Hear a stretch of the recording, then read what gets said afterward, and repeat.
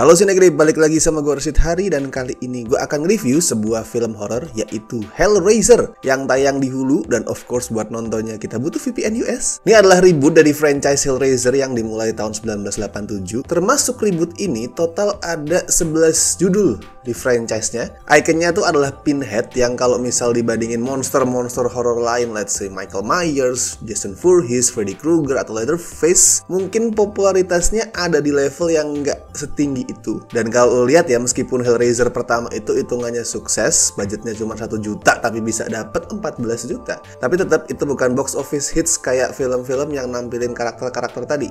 Misal Halloween 78 itu budget cuma 300.000 dapat 70 juta. Terus Friday the 13 yang pertama budgetnya cuma 550.000 dapatnya 39 juta. A Nightmare on Elm Street yang pertama budgetnya agak tinggian tuh 1,1 juta dan dapat 57 juta. Sedangkan yang paling gila itu Texas Chainsaw Massacre yang tahun 74, budgetnya cuma 140.000 tapi dapatnya 30 juta. Statusnya Hellraiser tuh emang lebih ke arah cult franchise, film franchise dengan cult following kalau dibandingin judul-judul tadi. Dan ini bukan slasher. Well, at least di film-film awal ya.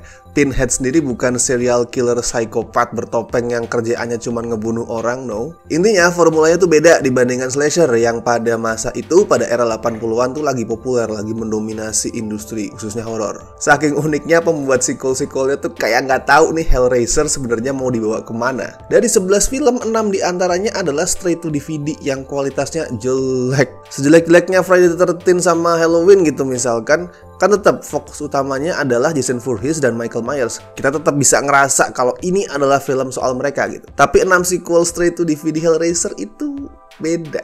Ceritanya apa, terus nanti out of nowhere tiba-tiba Pinhead itu nongol cuman biar filmnya bisa ditempelin judul Hellraiser.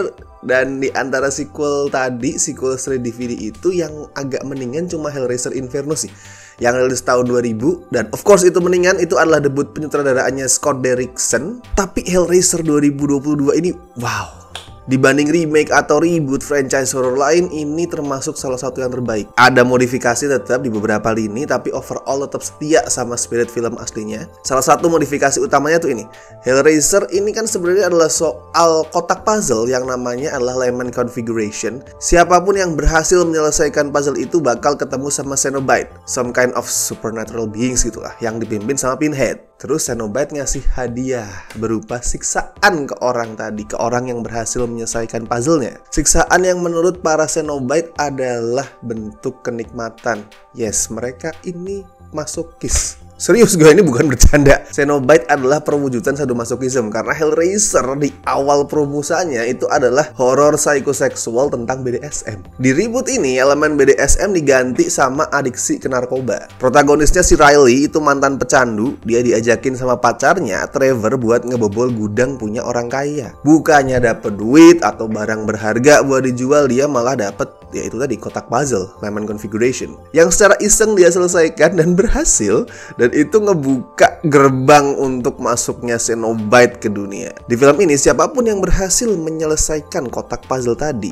sampai ke fase final, jadi total tuh ada kalau nggak salah sekitar 6 bentuk fase gitulah. Siapapun yang berhasil menyelesaikan itu bakal dikasih hadiah ya, sekali lagi, yang konon bisa menyelesaikan semua masalah dia dan mengabulkan apapun yang dia mau. Kayak misal ada karakter namanya Roland Voigt. Dia adalah orang kaya yang sebelumnya berhasil menyelesaikan puzzle itu juga. Dia minta pleasure sebagai hadiah, minta kenikmatan, tapi yang dia dapat malah sebuah mesin yang nancep di dadanya dan menyiksa dia setiap saat. Apakah dia dapat kenikmatan? Well, maybe a bit in a masochistic way, but still pada akhirnya lebih banyak kehancuran dan penderitaan yang dia dapat. Sama kayak drugs, menjanjikan kenikmatan sesaat doang, tapi akhirnya ya maut yang datang. Kalau ngomongin storytelling, sebenarnya Hellraiser reboot ini lebih deket ke arah slasher dibandingin versi 87-nya ya. Dan hasilnya makin menghibur karena itu. Apalagi si sutradara David Bruckner itu berhasil bikin berbagai macam siksaan yang variatif, yang kreatif, dan of course brutal. Mitologi dunianya menarik dan dieksplorasi. Itu yang paling penting, bukan sebatas pajangan aja yang kemudian dilupain. Itu dieksplorasi soal Cenobite, soal element configuration, soal Leviathan, dan lain-lain. Walaupun cara ngejelasinnya agak kurang mulus sih. Kadang bikin gue bertanya-tanya, wait, ini plot hole atau gue yang kurang nangkep penjelasannya? Tapi itu masalah kecil lah. Jauh lebih banyak pahalanya daripada dosanya ini film. Efeknya misal, CGI di klimaks itu bikin filmnya kelihatan megah.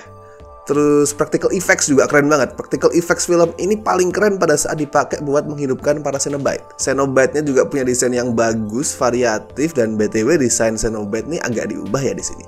Kalau dulu kan pakai jubah or mantel latex yang kinky, sekarang mereka lebih kayak monster dengan kekhasan masing-masing. Ciri khasnya tuh ya di tiap Cenobite tubuhnya itu kayak disiksa dengan cara yang berbeda-beda. Beberapa Cenobite di versi lama, versi original sebenarnya udah ngarah ke konsep itu, cuman versi reboot ini berhasil memperkuat. Ada yang dadanya dibuka, ada yang lagi kayak dibekap gitu, ya masokis banget intinya. Dan of course ada Pinhead yang tampilannya cenderung androgynous ya di sini.